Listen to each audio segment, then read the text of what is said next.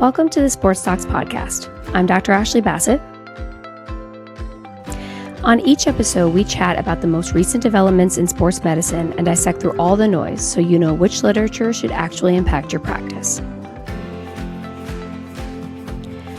We'll start off our discussion today with an article from the September 2022 issue of the Journal of Surgical Research titled Emotional Regulation in Surgery: Fostering Well-Being, Performance, and Leadership. This article reviews the critical role of emotional regulation as a trainable cognitive skill that enhances surgical well-being, technical performance, and career longevity. It highlights how burnout and stress are pervasive in surgery and argues that individual-level emotional regulation training, paired with necessary system-level changes, can help surgeons cope with the inherent stressors of operative practice, complications, and high-stakes decision-making. Then, from the July 2021 issue of the Journal of Surgical Research, we review an article titled Mastering Stress: Mental Skills and Emotional Regulation for Surgical Performance and Life. This article reviews how mental skills training and emotional regulation can enhance surgeons' technical performance, well-being, and career longevity by mitigating the negative effects of stress. It explains the physiologic and cognitive mechanisms of stress and highlights how chronic stress impairs decision-making and increases burnout. The authors present evidence that mindfulness, cognitive training, and mental rehearsal improve surgical skills acquisition, stress resilience, executive function, and performance under pressure. People are staying active longer than ever, but thumb CMC pain can stop that momentum in its tracks. That's why the Push MetaGrip from Bracelab is changing the game. Unlike traditional treatments that lock you down, the MetaGrip provides stability without sacrificing mobility. You keep your grip, your strength, and the freedom to do the things you love, whether that's playing sports, working out, or simply staying active day to day. Expertly engineered in Europe in collaboration with a world-renowned hand therapist, the MetaGrip has become the gold standard in thumb CMC care, helping people not just manage pain, but to keep moving with confidence. Learn more at bracelab.com. Clinicians, you can request a free sample by emailing samples@bracelab.com and mentioning the Sports Talks. If you're looking for a trusted name in osteochondral allograft transplantation, look no further than JRF Ortho. With a stellar track record and a reputation as the leader in fresh osteochondral allografts, JRF Ortho is here to elevate your practice to new heights. JRF Ortho has proudly distributed over 25,000 allografts worldwide, making a significant impact in the field. Their passion for this industry goes beyond the numbers. It's about helping patients and fulfilling their mission of improving people's quality of life. But that's not all. At JRF Ortho, they understand that superior customer care is crucial. They aim to give you one less thing to think about so you can focus on what matters the most, your patients. And they make ordering JRF Ortho easy. They're committed to accommodating your needs, delivering allografts on your terms. You're in control. Choose your scheduling option, whether it's specifying a surgery date, providing a date range, or just requesting the earliest available allograft. Your preferences are their top priority, so prepare for success. Order with JRF Ortho and take control of your orthopedic journey.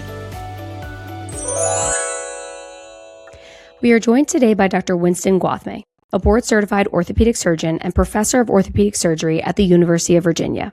He is the medical director for the Sports Medicine Clinic at UVA and is also one of the team physicians for both UVA and James Madison University. Dr. Gwathmey is the program director for the Orthopedic Surgery Residency Program at UVA, and he is very passionate about educating the next generation of orthopedic surgeons. He has won numerous teaching awards, including the Mulholland Teaching Award, the Charles W. Miller Resident Teaching Award, and the Dean's Award for Excellence in Medical Student Teaching.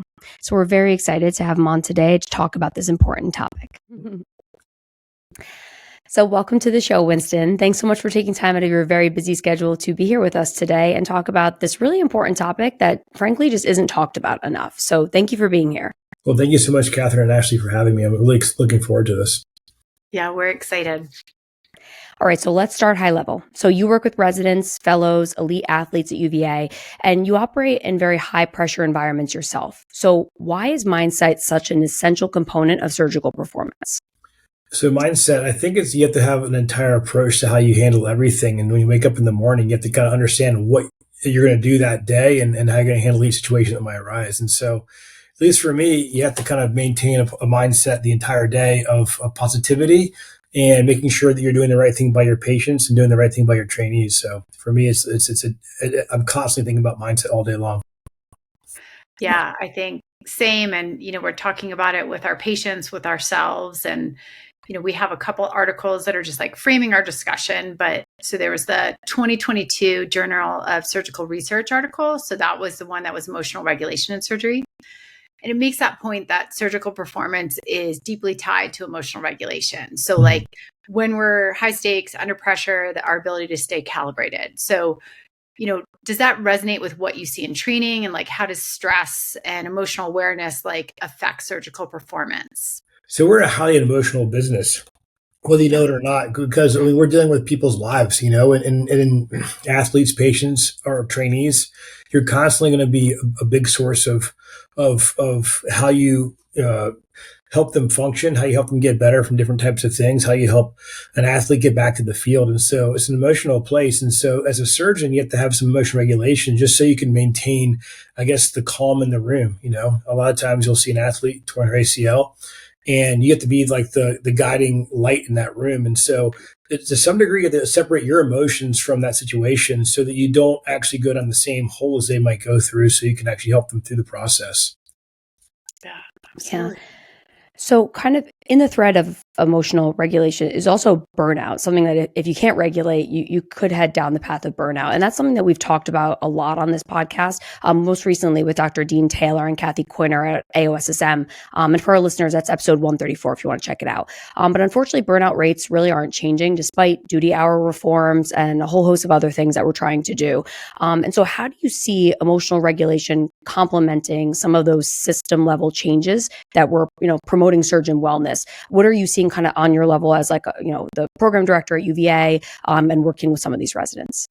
Yes, burnout, I think, is actually a real problem in medicine. I do think that we're kind of lucky in orthopedic surgery and especially in sports medicine that what we do is, I think, at least for me, so gratifying that I think we're sheltered from it. I see some of my colleagues in other parts of medicine who I think are afflicted by it much more commonly. But that being said, it's still very, very common because all of us are working so hard trying to do the right thing. And it's not just the patient care stuff that is very taxing emotionally. Like in the emotional regulation you talk about, like, again, handling these tough patient situations, you can really get yourself, in the weeds, and you must have to compartmentalize kind of what you're experiencing with your patients, with your trainees, from your own emotions, so that you don't actually you don't take that burden home with you. I think that I sometimes tell patients in particular that their affliction, their injury, their whatever's happening to them, I'm going to share that burden with them to some degree. If you're seeing, 100 patients a week, whatever it might be, that's a lot of burden you're taking home with you. And so trying to separate that out can be important.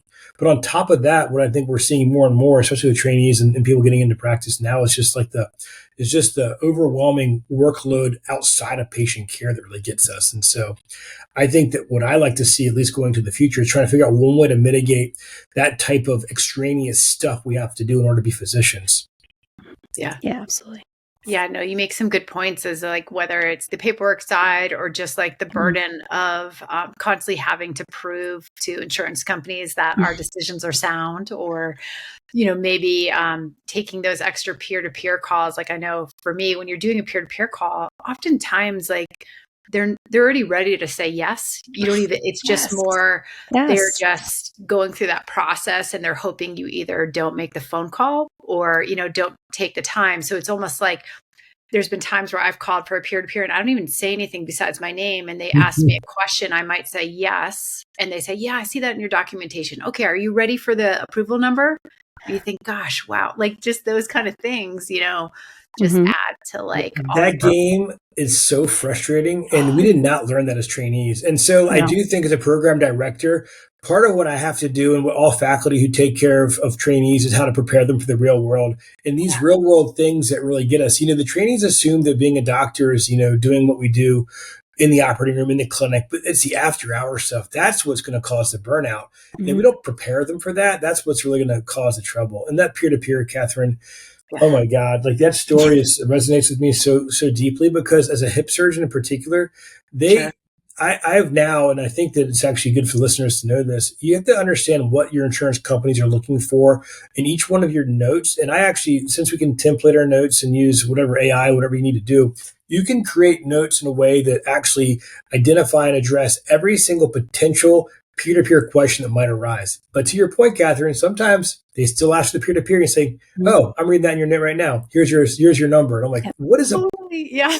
It is. That happened today to me. They were like, you asked, for both meniscuses, but only one. I was like, in my report, it says medial lateral. And they're like, oh yeah, I see that now. Okay. Yeah, definitely. Like in the middle. And that's lunch. And I know we're all hard workers, right? Like your residents are all hard workers. We don't mind working through lunch, but we mind working through every single lunch to be on the phone to do a silly peer-to-peer like that, right? If we're going to be working through lunch, we should be seeing a patient or making a patient phone call, not doing that. So yeah, it's infuriating. I always wonder who goes on that path. Like, you know what I want to do? Instead of doing meniscus repairs, I want to be the person who denies meniscus. When do you go down that dark path? I don't know when that might happen, but I don't see it coming for me anytime soon. I admittedly Google them while I'm on the phone. Just You're like some OBGYN from Nebraska. You're like, I don't understand how you can possibly be on Aetna's medical directorship for orthopedics. I have no idea. How did you get here? Yeah. I did have one, because the Googling is sometimes worth it, because I had one that was denying a surgery and it was an OB-GYN. Yeah. I know. And it's just how is an OB-GYN denying an orthopedic? That's not a peer. It's not a peer. No. So, that's the burnout stuff you're talking about, and we can talk about it in all different types of ways. But I think there's no question for me, patient care is what actually energizes me. I didn't mean to bring up that when I first brought this topic up, but I get energized by watching a patient get better from surgery or doing a surgery or something like that. That's what fills my fuel tank, and the peer-to-peers, the workers' comp, the paperwork. That's what kind of drains it. And so trying to find that balance. As a faculty member, you have to try to help residents understand what's coming their direction and help them figure out strategies in order to try to maintain that balance. That's the balance you have to worry about more than work-life balance. Yeah, I agree. And, one thing we haven't mentioned yet is just surgical culture. Historically, culture is very different than it is now. Even the fact that you talk about burnout and you're talking about, how your residents and fellows can get ready for the real world, that's worldly different than it was years ago. But, why do you think surgical culture historically is really undervalued, emotional skills and cognitive skills and the ability to sort of regulate on top of your technical? How do you think that's changed from your viewpoint? I mean, I think that back when we were coming through, I'm not that far. I'm 13 years out, but even back then, our faculty, I think that they just kept that kind of separate from us and separate from me. And I think that at least in my program at UVA, we work kind of really hard to try to bring the resident into that world as best that we can. So I think that it has to take a deliberate task on someone who's experienced to bring somebody who's lesser experienced in order to bring them to that world. Yeah. I think part of getting the buy-in is talking about why this is important. So we've highlighted burnout, mental health. Obviously, we should be caring about our trainees, but it also impacts surgical performance as well too. And so, how do we add this kind of emotional regulation to our set of tools? So how early in a resident's career should this kind of training begin? Should we be talking about this in medical school? Is this something you talk about as they come in as interns? When should they start practicing these kind of tools to make sure that they're prepared moving forward? Yeah, we're seeing it more and more in the actual medical schools. Medical school curriculum is involving this a lot more commonly as people are coming through. It used to be medical school was pretty rote as far as getting, the written, the coursework done, the clinical rotations. But there's a lot more, I think, dedicated time to helping residents understand emotional. So it used to be kind of and you talk about culture. It used to be taboo to talk about feelings. And I'm not going to say that feelings are something you talk about all the time, but it used to be you either tough it out or you get out, and I think to some degree, I think that all of us who are in orthopedics and sports medicine understand that that's just not the right answer anymore. You're going to have to be able to figure out how to connect with anybody who is in your domain, and people tolerate things differently, and not everybody can have the same mindset, as we talked about before, that I might have. And so for me, I try to connect with the learner, try to figure out kind of where they're coming from. And so I think that as far as in the medical curriculum, I think you're trying to do it kind of deliberately. I think in the residency program, you really have to empower your faculty to talk about that and be upfront with their, lack of a better word, feelings, their emotional regulation, so that residents understand that it's okay to feel things and to express them those, but at the same time, you still have to perform. And so that's where we have to try to figure out, like, how do you balance that? How do you balance like performance versus like, making sure you feel okay about certain things? Yeah. And I think, it impacts performance and just the way we would talk to an athlete about, so one of the things I think about with athletes, it's like if they're having difficulty regulating their emotions, like they get really hot in a game, they're the person who like gets a penalty and it just, they start to make poor decisions, then they're back out there and, whatever, they're not seeing the right clear pass. They're making like chippy plays, it affects the way that they perform when they've let their, emotions get the best of them. So I think that emotional regulation piece is not just like, oh, that's nice to have, and that'll affect like maybe reduce burnout. It's like actually like it's going to make you a better surgeon if you can sort of take that moment and figure out how do I, when I get really charged up or something's not going right or my equipment isn't, what I had asked for, or, whatever it might be, all right, how do I like kind of stick in this and make sure that we get the outcome that we need? There's no question, at least to me, there's a correlation. There's a comparison between the athlete and the resident, who's they're acquiring a skill. They're skilled. I mean, they got to residency because they have a skill set. They've obviously worked their tails off to get to that point. And so you have to treat them like, they're elite athletes in what they do. And so at the same time, they're going to be prone to things like emotional dysregulation and outbursts, especially if things aren't going the way they want to. And for me as a faculty, and what I try to tell my other faculty is that in that moment, the example that you set, that I set as a faculty member, is going to really reflect on that resident. And so if something's not going right and I'm yelling at the circulator or the scrub nurse, that's going to be behavior that's learned by that resident. And so I'm very deliberate about how I control myself. And I might get mad at the circulator, but that's not the time to yell at them. I'll take them maybe after the case, like, hey, maybe this could have gone better. And then I'll go and debrief the resident too, because I think it's important to realize that in the heat of the moment, things might not go the way they need to go, but you have to maintain that emotional regulation in order for things to actually get executed. Otherwise, I'll tell you, Go ahead. Brief story. I'm glad that we brought this up, and I'm not going to name residents or fellows or anything like that. But recently, I'm doing an ACL reconstruction, and the patient's got pretty hard bone, and my fellow, very good fellow, is tapping the ACL with a bicomposite screw, and I think that he's using a little bit too much force, and I'm worried that like, okay, he's putting a little too much force. He ends up breaking the tap. So the tip of the tap is about, I'd say, 30 millimeters long, and it is lodged inside the femur. Like it is lodged in there. Yeah. And in my mind, I'm like, oh my God, what am I going to do? And I could tell that he was upset. Sure. And I could go two directions with that. I could either yell at him and say, oh my God, you've ruined my day. Or we could say, all right, let's troubleshoot this. Let's figure out how we get out of it. And I think that by staying calm, we got the thing out. It required a lot of curse words, well placed. But at the same time, we got the thing out. And after the case, we debriefed. We talked about how, what happened. And it actually ended up being a really positive experience overall. Sure. And it could have gone awry. So, that's just a quick story. I mean, that's a great story because I think it highlights I don't remember the study, but I remember hearing about this in medical school when I was on like our psych rotation or something. And they talked about how like they studied pilots that like remained calm under pressure and like did well in like simulations, and pilots that did not. And they found that the ones who did not like hyperventilated, they didn't realize they were, but they were hyperventilating, which like decreased oxygen delivery to the brain, and they made poorer decisions. So if you start kind of panicking and you don't have, and we're going to talk about it a little bit, like upregulating, downregulating, like strategies to do that. If you don't do that, then you're not thinking clearly. Your mind's getting cloudy. You're making poor decisions, and then it just spirals down, and then it's just worse for everyone. So I think staying calm in that moment like led you to make good decisions, which I really want to know how you got that out. Can you tell me how you got it out? So it was just a tip, probably about 5 millimeters. Wasn't big enough to get really anything around it. I thought I could get a pair of like pliers. First off, I built a much larger medial port than I otherwise would have to try to get the instruments inside there. We ultimately took like a quarter inch or an eighth inch osteotomy and just chiseled just a slight like sort of like around just big enough to get like a bulldog around this thing. And I was able to unscrew it. When that thing took the first turn, it was euphoria.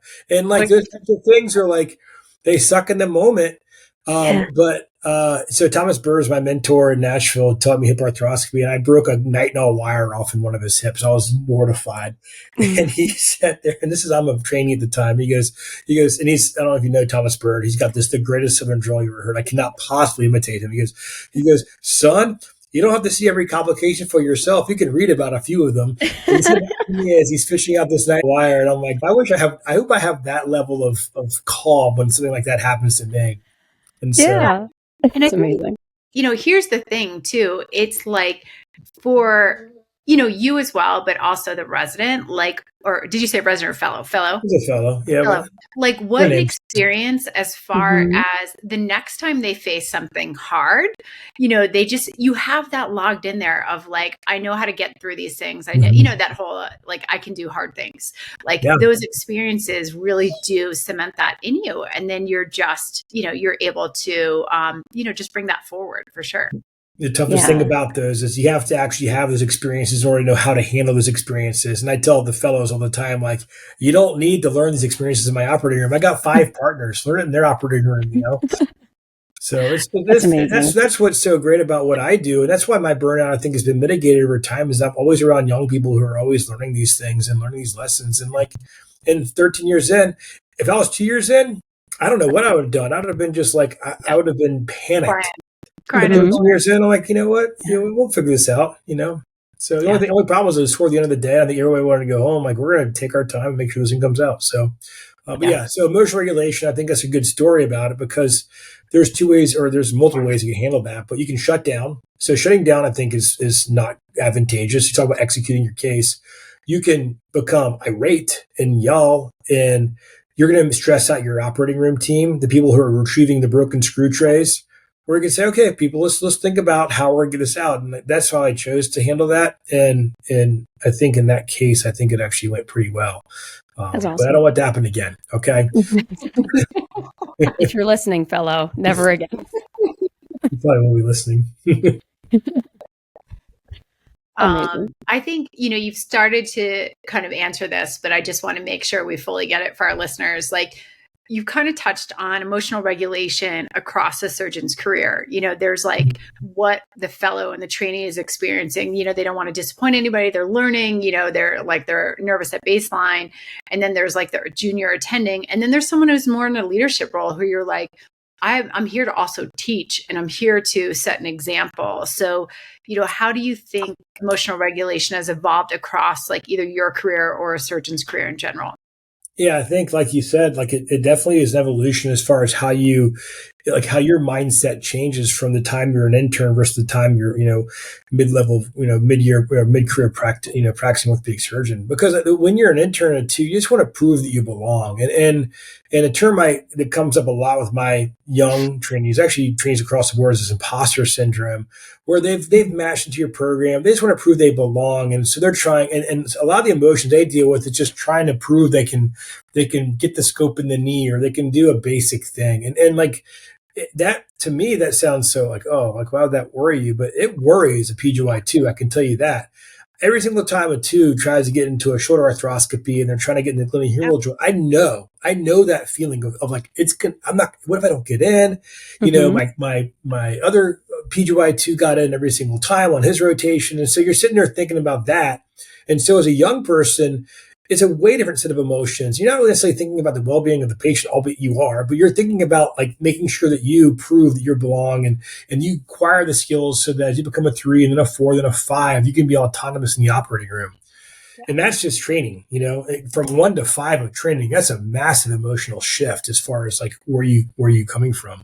And then once you get into practice, you're trying to build a practice, and then you're trying. I mean, it's a constant evolution. I think all 3 of us we still go through it, And where will I be in 5 years? I don't even know from a emotional regulation standpoint. Will I be the Zen master like some of my senior partners? I was like, how does like I'm sure you guys have mentors who like you can probably off the top, like Thomas Bird, for instance, Zen master.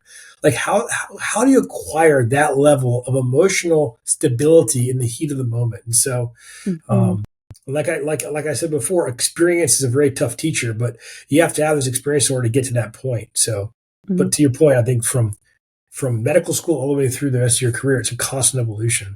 Sure. And you were just talking about that, PGY2 struggling to get into the joint, clearly you can sense that they're getting stressed. Yeah. So, for that emotional regulation, how do you teach those residents to recognize when they're getting kind of pulled out of that ideal zone, when they're starting to maybe hyperventilate, maybe, cloud their judgments, and how they can maybe like strategies to combat that? Like, how are you teaching that in real time? The hardest thing about that actually is that you don't know, like, you have to understand where each resident's coming from. So if let's, for instance, at UVA, we have 5 per class. There are 5 very different personalities, and Mm-hmm. you have to understand what kind of feedback each resident might need. There's some who need tough love, almost like, it's like the athlete correlation, Catherine. You have different athletes who respond to different types of coaching. Some you need to kind of, whip into shape here a little bit. Some require a little bit more, I'd say, support or so, but like at the same time, they all require your guidance through that process. And so for me, sometimes I'll try to tell anecdotes of when I was a 2. Like, for instance, the first time I tried to get into a knee, I couldn't get into a knee. I remember coming home and telling my wife that day that I wasn't going to be a sports medicine doc because I just couldn't get into a knee. And so I'll tell stories like that and try to say it's going to be okay. You're not behind. It's appropriate. But then for me as a program director, I have to figure out when people start falling off the curve and try to figure out how to intervene and make sure they get back on the trajectory they need to be on in order to become autonomous. Yeah. I think, like you said, you're trying to look at them in individuals, but they also have to meet a certain Yeah. level, Yeah. so that we can make sure that they're safe and good surgeons. And so I think, so there was one of the articles that we were talking about was that 2021 Mastering Stress. So, and it was like that mental skills and emotional regulation for surgical performance in life. So it's like stress is going to impact like their motor control, their attention, their ability to communicate. Like, we all like know about, all of a sudden there's a bleeder that is not expected and we start to like tunnel. And, we should, maybe the communication shuts down or, but we need to be like understanding, like there's a big cognitive load to surgery. And so like, do you think we underestimate that as far as like when, I don't know if it's either like in the way you're training residents or for ourselves? That article makes an interesting point about stress and teaching, and about you need some level of stress to build these neural networks inside your brain. If you go through your training process with zero stress, you're going to come out soft and unable to handle bad circumstances. So, to the point about the fellow in the broken tap, like that was a stressful situation. But you have to have some level of stress in order to, but I guess for me as a faculty, like where do you find that balance? Like how much stress is too much stress and how much stress is overburdening? It's like a stress injury to the bone. We all talk about Wolf's Law or something like that. There's a certain level of stress you need in a runner to build good bone in your femur, right? But if you do too much, you get a stress fracture. So like, where do you find that balance? And that's what's always kind of difficult. And some people will take different loads before they fracture, and some people will take less, And so I don't know if that answers your question, but I do think that stress, there is some value in stress, but controlled stress and regulated stress. Yeah. So you talked about regulated stress there. So we want to talk about strategies. So when you're in the OR, a perfect example, you gave that story today. So something has gone wrong and maybe you feel your heart rate starting to go up. What are some things that you do to emotionally regulate? Is it like, breath work? Is it you say something, you do something, you walk away from the table? Do you have anything that you do to help kind of reset yourself? I think I definitely pause. I try to find in my mind, so I'll definitely just stop. Okay, everyone stop. The music's off. People aren't moving around. Just not, everyone stops. Like, okay, we have a problem here. In my mind, I try to find what moment during the surgery were things going right. I try to backtrack to that moment and try to basically like get back to where I was on track. So if I go off track somewhere, we were on track at some point. So I had to get back on that track. And so if that's easy, then we can get back on track real easy. But if there's going to be an obstacle there, then we have to sort of figure out how to balance an obstacle. So in my mind, I don't have a deep breathing trick or anything like that. I just try to reset things and try to get back to square one, back to when things were going well, and put my feet back on the ground. And the jokes stop.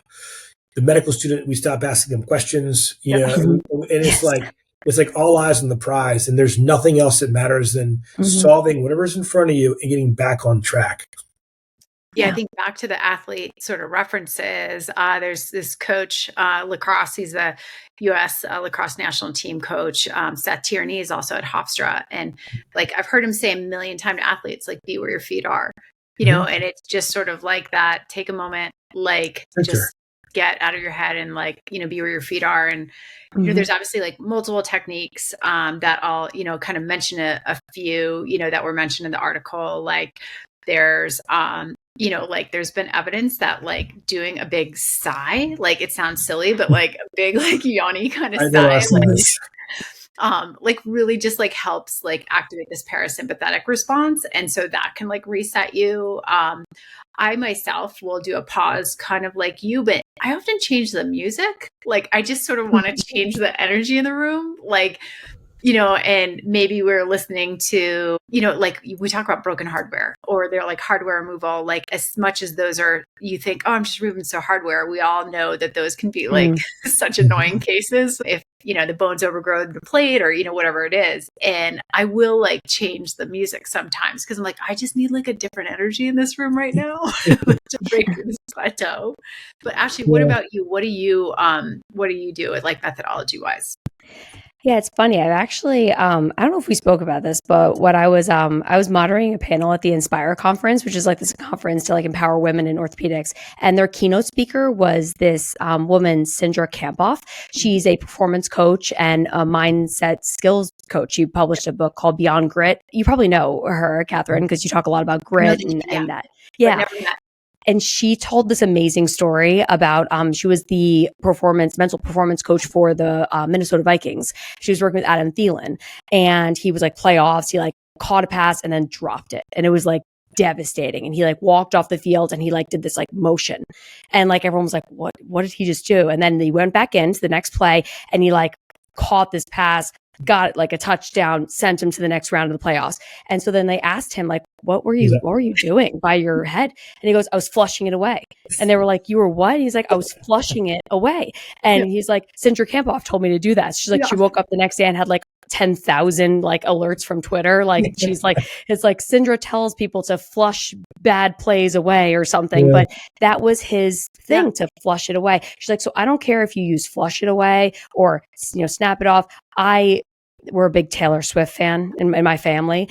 So I use shake it off. And my 3-year-old, when she falls, I say, Penny, shake it off, like gotta shake it off. And I just, in my head, I don't actually shake it off in the OR, but I just, shake it off, get back, take a breath and get back in there. And just kind of doing that every time I think helps recenter you, right? Like, as you were saying, you were on the track at some point, you can get there, whatever mistake or error or misstep just happened, like you can get back there. You just need to like shake the bad vibes off and get back in there. So that's what I use. I loved that story that Sindra shared. I think about it all the time in the OR.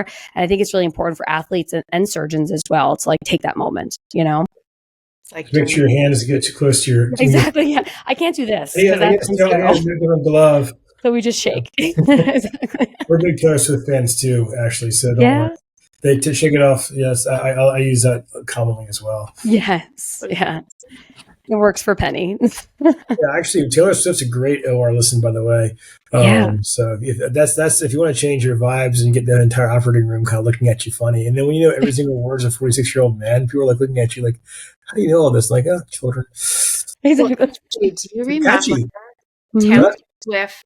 Was it Taylor Swift Tuesdays or Thursdays? Which spine doc in residency? It was at the BI. Gosh, I do remember in residency.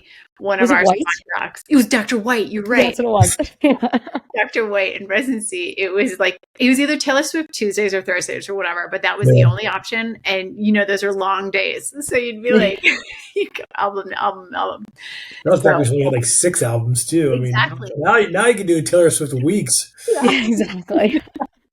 Well, I love all that. I think that paper highlights that emotional regulation is like trainable. It's not like, oh, you're born with it or it's personality based. So, I think surgical culture always like leans towards like you either have it or you don't. And there's something about that, as far as, we are a little bit who we are, but I think there's a lot we can train.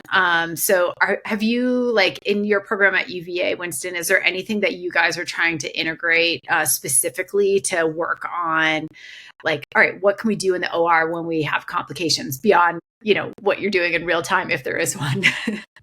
We don't have any like a specific curriculum, but we do have a lot of like panel discussions when our faculty go through these types of scenarios, and we try to be very, very blunt and upfront with the residents as far as what we're experiencing emotionally on our side. Because I think sometimes and I think that's been the culture of surgery, is that people wall themselves off from others, and you don't know what the surgeon's going through, and he's sitting there in the corner with his head in his hands, and like I think you have to be upfront with like how you're handling these types of situations, and let somebody know it's okay to feel when something bad happens. And so we don't have a formal curriculum. We're doing more and more stuff within our medical school as far as wellness. In fact, we've got a new vice chair for wellness and physician wellness in our department now, who helps our residents, just gives like basically someone to talk to, and also provides resources for those types of things. But for the most part, it's very, I'd say grassroots almost, where we actually have faculty members when we're going through different conferences and things like that, really talk about kind of what it's like to go through these types of complications. So. But yeah, I think that as a program director, it's upon me to build these types of curriculums and make sure that they're actually codified into our process. And we're not just reading about rotator cuff tears. We're reading about, those other types of things, those soft skills that we have to learn as surgeons that I don't think are well taught currently.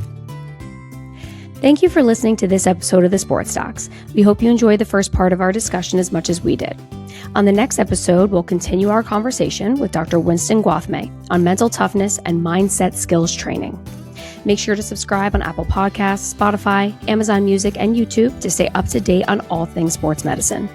If you like what you hear, please consider leaving us a review or comment. You can also reach us by email at thesportsdocspod@gmail.com or find us on Instagram at thesportsdocspod. We love your feedback.